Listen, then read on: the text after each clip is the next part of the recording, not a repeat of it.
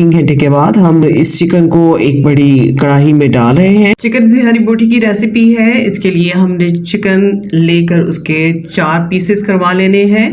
Chicken Bihari बोटी आपकी सोच से बढ़कर इसका जायका है और इस पर अप्लाई कर रहे हैं ये कच्चे पपीते का पाउडर। इस तरह से हमने हर पीस पर ये लगा देना है।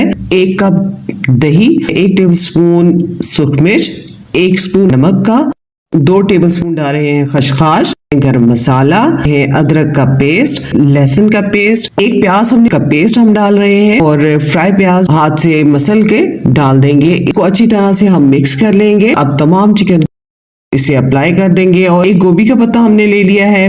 कोयले दहका कर रख देने हैं। 15 से 20 मिनट के लिए छोड़ देंगे। हम फ्लेम ऑन कर देंगे, का जायका इसमें लेकर आएंगे और इनकी साइड हम चेंज करते रहेंगे।